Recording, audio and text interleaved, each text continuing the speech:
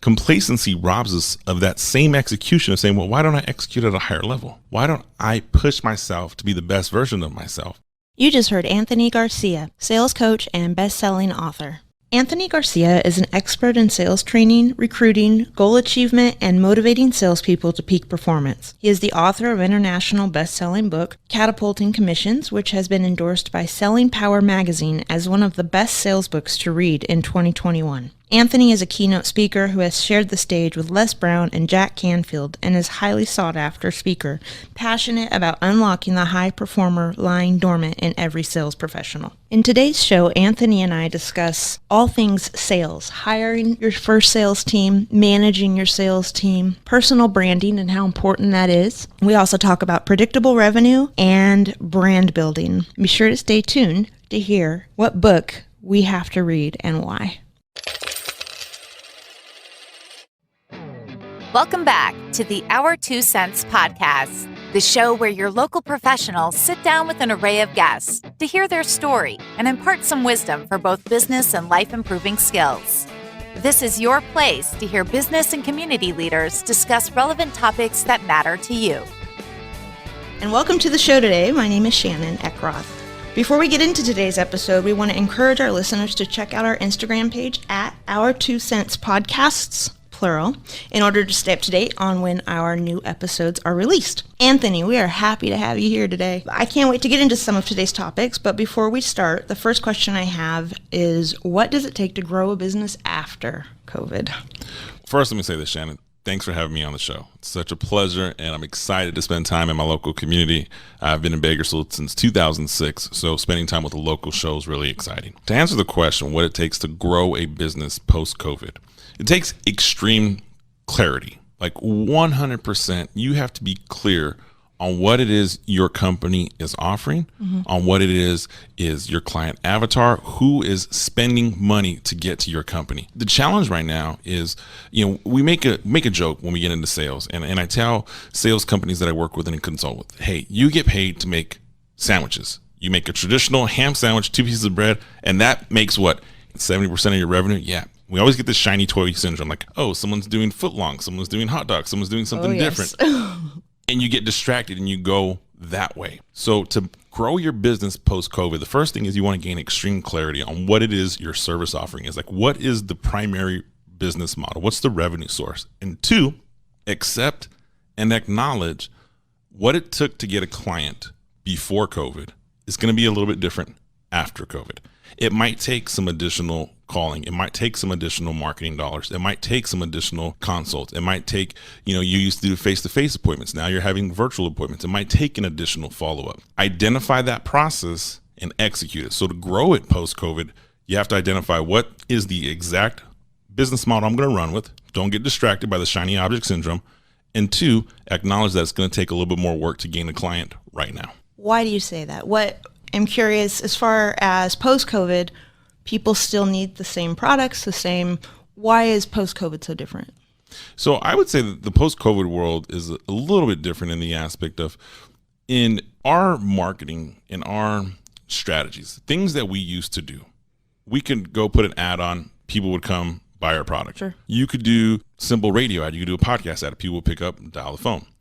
Right now in quote unquote post-COVID world, everything is with those asterisks on it.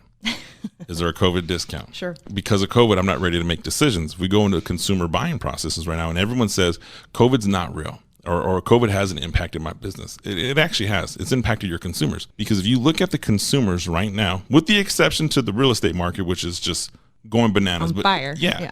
But even that, over the past couple of weeks, houses are sitting on the market a little bit longer. Now, not pre-COVID longer, but boom COVID, they're sitting on the market 4 or 5 days longer than they were before. But it's still a booming industry. But everywhere else, there's uncertainty. Am I ready to make this investment? Am I ready to buy this product? Am I ready to buy these services? And people start making decisions out of necessity and not out of methodical thought process saying, hey, I'm going to purchase something. Sure. When I say it's a post-COVID world, it's different. Just realize your consumers are distracted by everything. You're advertising to your consumers. The media is telling your consumers the world's ending tomorrow. Social media is telling them that the world's going to end tomorrow. Social media says if you believe this, you're this person. If you believe that, you're that person.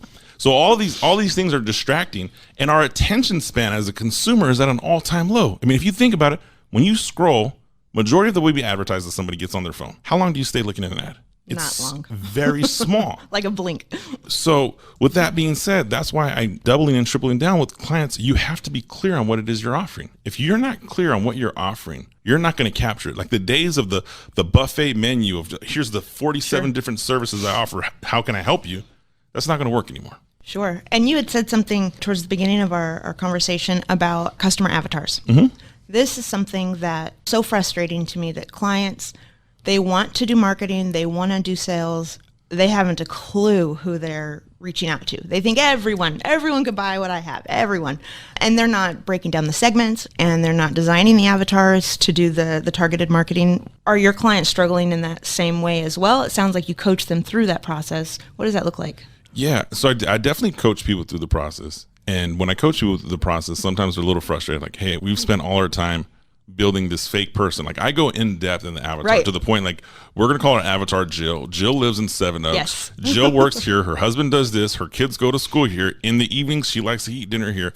I go through this whole creation of a client avatar. The reason clients get frustrated with it, because it's not fun, right? We talked a little before we started recording, right? You do some of the digital sales and marketing. If I had a guess, and this is just a pure guess live on air, if I came to you, everyone's excited for the ads, the colors, the graphics, all the pretty stuff, right? Nobody wants to design the avatar. Like, oh, that's boring. Right. And what I do when I sit with a company, I say, okay, give me your ideal client avatar. Who are you marketing to?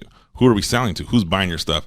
The worst response I ever get, and you said it a little bit earlier, and I'm going to kind of paraphrase it, I sell to everyone. Right. Everyone can buy my stuff. I say this every time, and if my clients are listening, they're going to be like, you do. If you sell to everyone, you're selling to no one. Right, yes. It just doesn't work. You have to gain crystal clarity in who I'm going to talk to. Who is this exact person I'm going to look at? So when we create this client avatar, and if we want to get super clear, going to the earlier question, I create the client avatar for my primary business model. And now I know that this is the person I'm speaking to. In every social media post, every blog post, every YouTube video I do, I speak to one person. It looks like I'm speaking to a lot of people, but realistically, I'm speaking to my avatar. My avatar's name to this day is still Olaf Boyle. That is my client avatar. It is the worst. It is the worst name ever, but his name's Olaf Boyle. And he's been my client avatar for almost 3.5 years. And anytime that I find myself getting shiny object syndrome as a visionary, I'm like, oh, I should add this to my company. I'm like, wait, is this talking to Olaf Boyle? Because Olaf Boyle is paying your bills right now. Sure. And do you go as far as putting a face to your avatar and actually, I mean, what type of brands does this person like? I mean, how far? I don't put a face, which I think is a really great idea. I've never thought of that, but I definitely go like to the brands they like, exercise they like, the sporting teams they watch. I mean, I want my clients to say, okay, I can visualize my client avatar to the T. And when we do that, I'm like, okay, well, now we know this is who your avatar is. This is what they like. This is where they spend their time at. Let's go find them. Until you have an avatar, you cannot possibly buy ads anywhere. Oh, it is. How do you filter? I mean, how do you set up your, you have to know who you're talking to. Oh my goodness. Here's the thing that cracks me up, right? In the digital marketing space. And I know you know this because we talked. When I see the digital marketers like, hey, just throw an ad, here's your RS or your ROAS, here's return on ad spend, you can do this, that. And I'm like, this is all fun. Like, I want to see the strategy, like, because it's really easy. I mean, heck, I have a business profile. Any post I put, I can put the promote button, link it to my credit card. Oh, I want to target this, and this person. And it's super fun, simple. Facebook, Instagram, they all make it easy to take your money. I mean, sometimes you're just lighting money on fire. You'll get tons of likes on ads, but a like does not pay your bills. Oh. But people use that as validating their efforts. What's the conversion? What are you doing?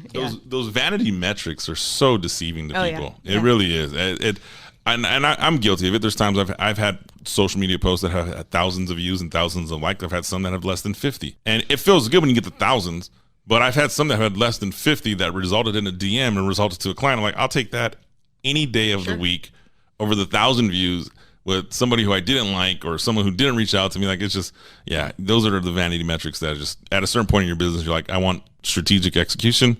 I don't want fan club. Right. Yeah. And I want to move on to another topic, but I have a client.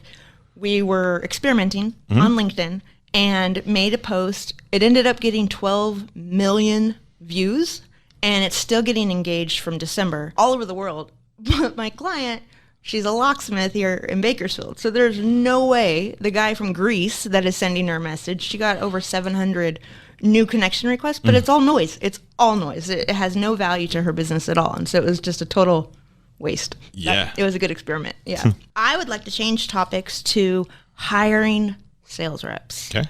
I come from a background of running staffing agencies, and I've hired a lot of salespeople, and some of them tell me, I mean, do you go into clients and hire salespeople for them? Do you teach them how to hire? What does that look like? Yeah. So I don't hire for them. I do teach, I do coach, I do strategize. You know, it's funny. Another part of what I do is I coach high-end sales professionals trying to break that next job. They're trying to crack into software sales. You know, think of the big companies. They're trying to surgical sales. They're trying to crack into these industries that are the holy grail for like a sales professional. 6-figure salaries, 6-figure income, their bonuses, all that fun stuff. When I teach to hire for a salesperson, whether you're hiring an entry-level salesperson, I think the very first salesperson I ever hired was, I was 22 years old. I'm 21. I was a long time ago. From then to now, the same strategy applies. I look for a couple things. If you want the adversity, can a salesperson handle and go through adversity? And I tell people point blank in an interview process, if I'm interviewing you, walk me through the greatest adversity you've ever faced and how'd you overcome it? Everybody will say personal or professional. My response is very candid. Whatever you feel comfortable sharing with me, because this is your time to tell me, here's the adversity I experienced in my life, and here's how I overcome it. If you tell me you've never experienced an adversity in your life, you can have the best resume in the world, come from the best school in the world, come from the best programs in the world, and I'm moving on from you because I'm not going to be the guy that's going to give you the adversity. Like you need to come pretty weathered. So I look for people who have been able to go through adversity, and I look for students. Like I want someone who's still learning, who still admits they don't know everything. Sure. And you get these tenured sales professionals. It's just like tenured entrepreneurs. I've been doing this business for 20 years. I don't need a consultant. I don't need this. No worries, man. However, if you didn't need me, you and I wouldn't even be talking to begin with. Sure. So like, I'm not here to tell you no. I'm just telling you, be a student. Same thing when you're hiring with a sales professional. Be willing to be a student, learn your craft, your product knowledge, learn your sales traits. I mean, I'm at the point in my career where the new sales books I read, and I won't knock them, but a lot of it is, you know, it's regurgitation. It's just a different framework for some of the old sales books I read, which is fine. And it's, you know, it's rebranding, making things for a new market. I was just on a Zoom call with Amanda Holmes, who's the daughter of Chet Holmes, who wrote the book, The Ultimate Sales Machine. Chet used to be a business partner of Tony Robbins. She is re-releasing that book, and I kind of got a sneak peek. And I was like, oh my goodness, this is exciting, because some of the philosophies are the same, but they're new age adaptable. But yeah, you want your salespeople completely immersed in that, the education of being in sales. As salespeople develop themselves and the numbers get better and better, there comes a point where they are hoping to transition to a management. It's the next level for them. Mm-hmm. You wrote an article in Forbes that I really, really appreciated. You talked about sales managers and the 2 mistakes that they most often make. Okay. There's a particular quote in here that I wanted to thank you for one thing. Mm-hmm. If you try to scratch the surface on everything, you'll get deep on nothing. If you're trying to be the recruiter, motivator, closer, prospector, and the person who follows up, you're going to wind up being nobody. I love this so much because so many times in my career, I've seen that promotion and they don't adapt to their new role and understand they're no longer their peers. And now they need to bring their team up to their level, but not do everything, right? Like delegate and allow other people to do things for you. And I think that's super, super challenging. I've just seen that so many times. Where do you gain most of your experience and wisdom like that from your career? So I watched a TV show last night, and I can't remember, I think it was The Chi. It was one of the late night shows I was watching with my wife. And there was a gentleman that said, the only reason I'm wise is because I failed so many times. Yes. And I laughed and I chuckled. I told my wife, I'm like, I'm going to share that one day. I didn't realize it was going to be the next day on a podcast. The only reason I'm wise is because I failed so many times. But that statement is very true, right? Sales managers, heck, I told the salesperson earlier this week, like, if I have to come do this for you, then why do I have you? Like, right. with all honesty, right? As a sales manager, your job is to be offensive coordinator. Your job is to direct traffic. Your job is to put people in positions to win. Your job is not to play every position on the field. And many sales reps, you're a good sales rep because you can play every position on the field and you can execute at a high level. But when you get into leadership, it's a different role. And sales managers will struggle with that. Everyone's done it. I've done it. You get out there and you're like, oh, you need me to go to San Diego to make a sale for you? Dude, I'm on my way down. Oh, you need me to go to Portland? I could do that. No worries. You need me to come to a dinner? I can do that. And slowly, you're just a glorified delivery salesperson. You might as well be a FedEx sales driver. Like, you're jump in your car, jump in a plane, go somewhere in the country, make a sale, get on and get going. And it is not possible to scale when you're the sales manager if you're the only salesperson. Do you think every sales rep has the potential to be a sales manager? Yes. Every good sales rep. So actually, no, I don't think every sales rep has the potential to be a sales manager. And here's why. And I'm not saying it from a negative point of view. I think they have the skill set. I think every sales rep has the skill set to be a sales manager, because being a sales manager is all about creating influence.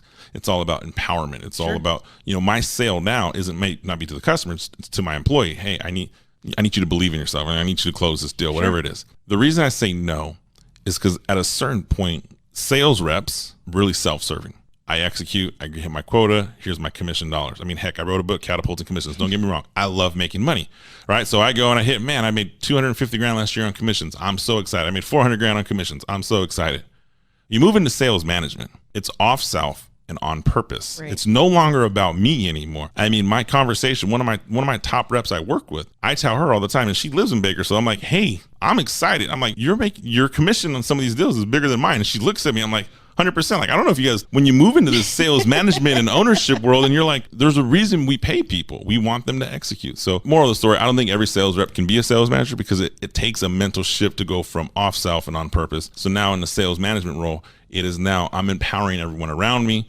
I need you. I'm going to teach you to do better, knowing that I might take a pay cut. I mean, if you look at some of the top sales companies in the world, Salesforce, LinkedIn, some of the, Johnson & Johnson, some of the medical companies, top performing sales reps make more than top performing managers. Right. You have to say, I'm going to make that decision. And I have some of my greatest friends are sales reps in some of these big name companies I just mentioned who love what they do. And they're like, I'd never move into sales management because worry about myself, make my own money, come home, spend time with my family. Sure. So I'm wondering, when I used to work for the sheriff's department here in Bakersfield, Kern County. And one of the things that I saw so often was people did not want to promote to senior or sergeant or further, because the job entailed so much more paperwork and less road time, right? And then I went into sales and started to see the very same parallel, that people avoid promotions to avoid the more work, or to avoid, because they don't get reimbursed for their efforts. So it's really more of a drive to manage, I guess. And so I'm curious, when you were 22, at Paychecks, right? 22, I started at Cutco, but it wasn't long after that I was in Paychecks. But you started building teams from the gate. I started building teams from the gate. I built my first sales team at 22 years old. I had 117 reps working for me at one point in time in a summer office. Were you respected? I mean, that seems like that would have been such a... It was tough, yeah, definitely. I mean, you establish and command respect because you deliver. But yeah, it was tough, don't get me wrong. I mean, I had people like, how old are you? And I'd be like, hey, man, I'm 22. And they would just look at me, I'm like, I'm younger days. There's times I want to be like, I'm old enough to sit on the side of the desk, but I didn't say that. But, you look at it, so I built my first sales team at 22 years old, over 100 sales reps. How did you have enough gusto or wisdom to pull that off? I mean, what experiences did you have growing up? Growing up, right? That's all you've done so far. That was so I started working at 19 years old selling Cutco cutlery. All right, so that was my first quote unquote real job. I had a bunch of like odd end jobs, janitor jobs. Is that like the knives at Costco or whatever? Yeah, they're at Costco now. They weren't at Costco back then, but yeah, they have them sometimes at Costco. So I started selling kitchen knives. That's what I did. And they had a training program that would teach you how to teach others how to sell kitchen knives. And little by little, I was getting more comfortable with it. And so the division manager came to me and was like, hey, have you ever thought about what you're going to do after college? No clue. Like, I don't know. I kind of wanted to go to law school and be an attorney. I was like, oh man, I have a gift of gab. I love doing this. I'm going to go be an attorney. He's like, well, I think you should give this a shot first. So we talked about it. So I saved up some money. And so Cutco's model really is more like a franchise model. I had to save up some money in college. They matched what I saved. I packed up a U-Haul, loaded up stuff. I bought a bunch of office furniture at a discount, like off Craigslist, just like secondhand, third-hand office supplies. We're in this Bakersfield podcast. I rented an office right off of Easton Drive, right down the way. I negotiated a lease with the gentleman there. He wanted like a 5-year commitment. This was 2006, so it was kind of sitting vacant. He wasn't capitalizing on the boom. And so I negotiated with him, and I think he's still a business owner, and I won't say his name, but he has a business in town. And I negotiated with him, and I said, hey, I'll tell you what, I'm going to move in. You give me 3 months. If anybody comes and offers you full listing price for what you're asking, all I need is 30 days. I'll move out. If you need me to get out quicker, I will. But here's what I can afford to pay you. And I stood there for 3.5 years at the same price point. He never found anybody to rent it out. So created this office, put an ad in the Bakersfield Californian, and I called a friend who had a Cutco office down in Pasadena. I said, I'm going to forward all my phone calls to you. I'm going to make some ads, have the phone ring. I'm looking for a sales team. So we booked my first interview. First interview, I think I had like 7 or 8 people came in. There was a girl who I really liked. She had like a good personality. She was strong. And I was like, hey, I have a sales job opening, but I also have an administrative assistant / reception. Which one would you be more interested in? She's like, I'd be interested in that. Great. You're hired. When do I start? Tomorrow. And so the next day I came and I trained her how to answer the phone. And we continue to recruit, and we recruited and we build a team. And I was running 7 to 10 sales interviews a week, building a training class, teaching people how to sell Cutco. You definitely lose some people in that industry. It wasn't easy, but I remember sitting at a sales meeting with over 100 people in the room, over 100 people on my team. And it was a Friday evening, and Friday evenings I had to speak to everybody. And I was like, okay, I need some help. So I found like the top 3 people that were performing. I'm like, look, I'll teach you guys some sales leadership, buy you guys some pizza, hang out with me on Friday night. Will you help me out? They're like, yeah, like boom. There was no the internet wasn't what it was today. I printed out the call sheets. I'm like, here's who you talk to, here's who you talk to, here's who you talk to. If anyone says this, put them on hold, come get me. I'm going to call these people. And I just started managing my team slowly but slowly. It's awesome. Involvement. How important is that to you as a business person, your engagement? And not just for the sake of growing your business, but for the wholeness of your business. I will say this. It has become incredibly important to me over the past couple of years. When I first made this venture and journey, that inside salesperson in me was still there, right? Really let's grow your own business. Let's get yourself healthy. I made a decision a couple of years ago to give back to my community. And so in giving back to the community that I had, I started doing things like adopting a family for the holidays, buying haircuts for kids, like just doing different odd ends. But it was really on a small scale, and I knew I could do something bigger and greater. So over the past year, my wife and I have said we're going to get involved in our local community. We're going to try to give back to our community. So, fun fact, we had opened up a nonprofit right before COVID hit. We had a scheduled date for a comedy show. We were going to do a nonprofit comedy show. I had some pretty medium-sized comedians that were coming to do a comedy show. We were going to do called Quotes for Christmas. I had it incorporated. I had the whole thing. COVID hit. Swiped that all out the window. I had the opportunity to do a virtual comedy show. Shame. And so I didn't do that. So that business died before it thrived. We haven't picked it back up just because in that time, my wife runs a business in town, Agape Lash Studio. So that took some manpower to get it up and running. But getting back involved to give the community is everything. I'm a consultant for the Kern Women's Bakersfield community. So I consult business owners in sales and marketing through them. It's a government program. And I say this, and I said it to Kern County, and I say it to the clients.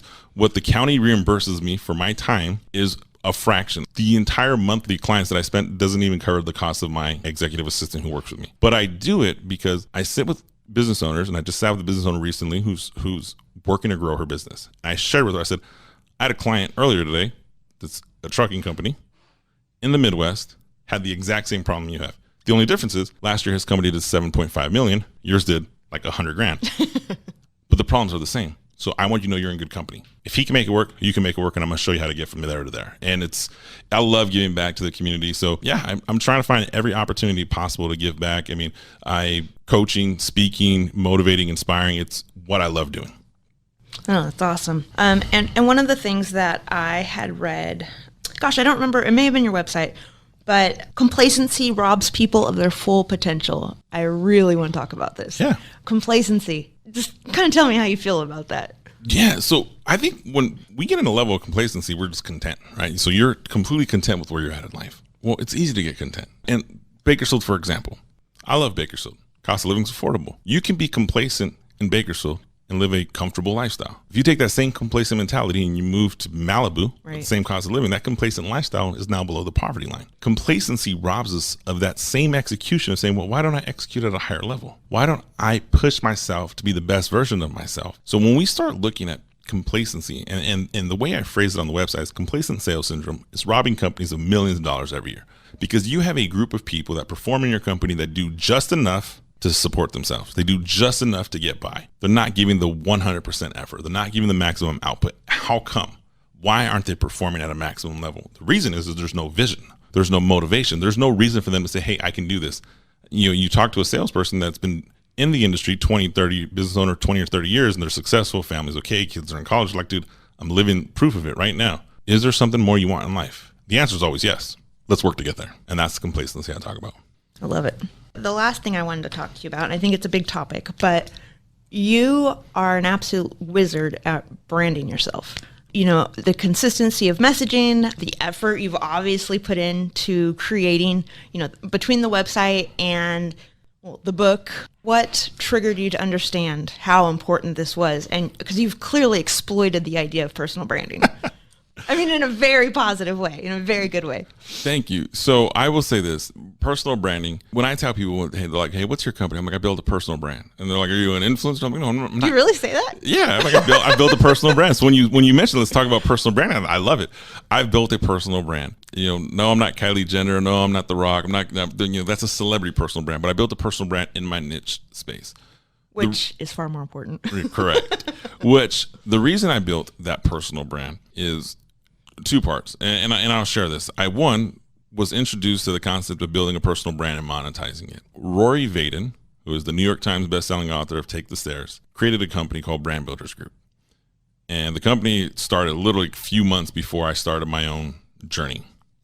And when working with Rory, one of Rory's people that worked with him, founding members of the company, a lady named Elise Archer, she runs the She Sells podcast. She posted a video on LinkedIn, talked about all the concepts of personal branding. It was something that I was interested in myself. And I was trying to build my own personal brand. I was listening to different podcasts, listening to everything. I was like, you know what? I'm gonna get a personal branding coach. So saw Lisa's LinkedIn video, sent her a message, said, hey, I'd like to talk to you about this. We talked about it. A couple of weeks later, I was on a flight to Nashville for like a 2-day mastermind on how to build a personal brand. I've never looked back since. That journey of building a personal brand, I have been able to connect with some of the biggest names in personal development. I have been able to get my book into some of the biggest publications, all because I've built a personal brand. It wasn't by accident. Like everything that we do with the Catapulting Commissions and Anthony Garcia brand is very strategic. There's nothing that's like, oh, I just feel like. It does not look like you just woke up. No, as a matter of fact. It's a lot of effort. It is. I have a whole team that makes production for me. I have a whole podcast team, a social media team. So much so that like when I go on vacation and like I go live sometimes like in Cabo and hang out with friends and family, my wife's like, this isn't part of your personal brand. I'm like, but this is authentically me.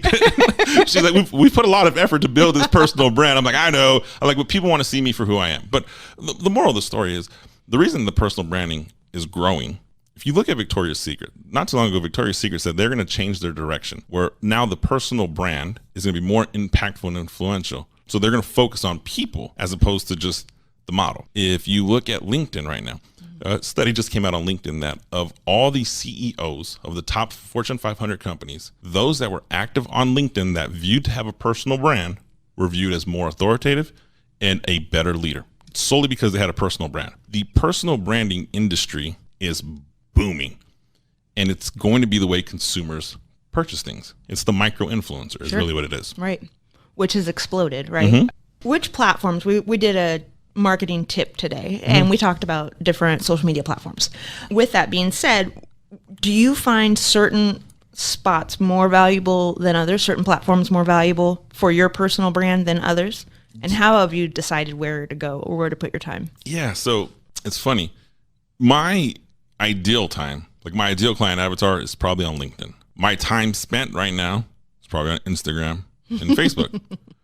I don't have the bandwidth right now. Yeah. So like you get to a certain point and it's funny, right? So when people are like, oh, I see you all over LinkedIn, I'm looking for clients. Right. When I get really busy, I'm like, I'm good. I'll play on Instagram. I like to grow all my platforms equally the same. I tell my clients, I'm like, hey, post everywhere. I mean, today, for fun fact, I just learned there's YouTube Shorts. Didn't even know what YouTube Shorts were. So my daughter came over. She's like, Dad, you know what YouTube Shorts are? Because they know I do all content creation. I'm like, no clue. She's like, it's like the TikTok version for YouTube. I'm like, is it new? She's like, yeah. I'm like, I'm getting on that thing because I know first to start using it, YouTube's going to promote it. It's going to build that authoritative figure. So I'm like, I'm going to learn to use YouTube Shorts now. Literally, I watched the YouTube video earlier today on how to use YouTube Shorts. So you want to build your brand. Where you spend time is where your client avatar is at. But I try to build my brand across every platform. I want somebody when they say, hey, I'm going to go look for Anthony Garcia sales, or I'm going to go look for Catapulting Commissions, they can find me on any platform they look for. Let me ask you this then. You said something really interesting. You need to go where your avatar is at. Where do they hang out, right? And I feel like that was definitely my top focus a couple of years ago. And then I started to realize, or maybe even last year, but then I started to realize even on TikTok, every brand is showing up everywhere. And I feel like us as consumers, I'm a 41-year-old woman. I'm everywhere. I'm on all the platforms. And I would say 2 years ago, TikTok was way too young for me or whatever. And I feel like we grow into these platforms and, YouTube Shorts. Okay, I didn't know about it either. I'll admit it. Yeah. But, I just feel like I look at some clients and I just want them to be consistent. If they will just, any platform they want, if they'll show up every single day for it and speak to that one avatar, then I think we're making progress. Because I have clients where I really recommend LinkedIn or wherever, but I can't get them to break into it because they're not comfortable. And so that's something that I've really been working on a lot, is getting people just comfortable anywhere on social media. Here's what I would tell you to tell those clients. And if some of them are listening, here's what I would say. Posting on social media, the only reason it's not comfortable is because it's viewed through a selfish lens. Sure. Oh, I don't want to put myself out there.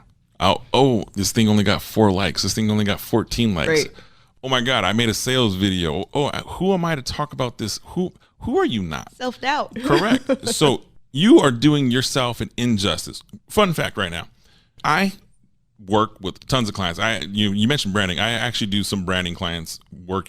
I've been with the Brand Builders Group for so long that they've asked me to come and work with some of their branding clients. So I deal with some branding clients, but majority of my primary business model, right, is really that sales leader, that sales entrepreneur that's trying to scale and grow their business. So I look at it in this aspect. If I work with somebody, will their business grow? There's not a doubt in my mind that I can grow and scale your business. 0 doubt. There's not a doubt in my mind that I can teach you something about sales that you don't know. Mm-hmm. There's not a doubt in my mind I can teach you how to execute. If I'm that confident in what I can do, then I should be that confident in what I'm going to post on social media. I'm sharing a message solely for my client avatar. Remember, Olaf Boyle. I'm sharing this directly at Olaf Boyle. Every day I show up. Olaf, I know you're struggling. Olaf, I know today, fun fact, right now I think Olaf, my client avatar, is struggling with the Great Resignation. Big movement taking place right now across the U.S. labor workforce. 55% of Americans are saying they're going to quit their job within the next 12 months. 2 income families realize they can work on one. COVID has shown a life is possible without 2 incomes. Lifestyle, 100%. Completely, yeah. That is impacting businesses. Like that's one of the biggest hot problems that I'm dealing with right now. So today, this week, I put an article out to Olaf Boyle and said, hey, here's the problem you're dealing with, Olaf.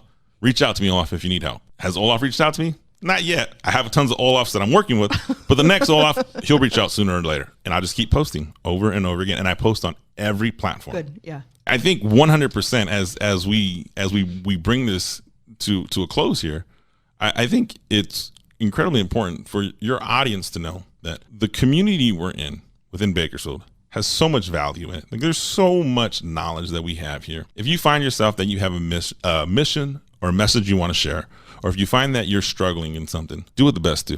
Let's get help. We all get help. I mean, 100%, we all get help. And when you think about your business and growing and scaling, you need help. And there's people who can do it. We're going to do rapid fire questions. I'm ready. What book do we have to read and why? Oh, you told this. Go for it. Shameless plug. You have to read Catapulting Commissions by All Anthony right. Garcia. Catapulting Commissions, Achieve Your Next Sales Goal. It is a book. It's always lumped in sales book. Selling Power Magazine called it the best sales book to read in 2021. It is a goal-setting book written for salespeople. One of the fundamental principles I talk about in the sales book is smart goals are dumb. Smart goals will actually paralyze you. Read the book to find out why I say that. I think it's 100% one of the biggest things that has shaped my future and all my clients. So Catapulting Commissions, it's available at anthonypgarcia.com, catapultingcommissions.com, Amazon. Just Google Catapulting Commissions, you'll find it. And also, I'll make sure it's in the episode notes. Thank you. People can direct click it. Yeah. What is something that nobody knows about you? Ooh, something that nobody knows about I'm so me. glad you can't ask me these questions. Yeah. Ooh, something that nobody knows about me. I would say my wife probably knows everything about me in some shape, form, or capacity. Mm-hmm. I'll tell you one thing that not a lot of people know about me. My original career path and what I wanted to do, I wanted to be a broadcast journalism. I wanted to be a news anchor, TV anchor, and I kind of dabbled with radio hosting and did all that fun stuff. But I never wanted to move. So I grew up in the LA area, and I just saw colleagues who wanted to get into broadcast journalism, move to Des Moines, Iowa, or Bismarck, North Dakota for their first job. And when that first came to me, I was like, yeah, never, not doing that. And at the time, I wasn't athletic enough. I wasn't going to be a professional athlete to compete with the LA, New York City, big markets, Right. Your first job out of college. So not too many people know that was my first path into media. Thank you very, very much for being on the show today. My first podcast. Woohoo! So excited. This is such a wonderful episode. You did such a great job today, keeping the dialogue going. Thank you. I'm excited to be here, and I'm excited to have this thing air out. Thank you so much. Awesome. This show has been brought to you by The Law Office of Kyle Jones, Troy Burden with the Lynn Company, CPA John Duffield, Scott Hansen, real estate lender, broker, and investor, and Eckroth, LLC, a sales and marketing agency. You've been listening to the Our 2 Cents podcast. Check out the show notes for links and more information about the show. Also visit our website at our2centspodcast.com or check us on Instagram at Our 2 Cents Podcast. If you enjoyed this podcast, please subscribe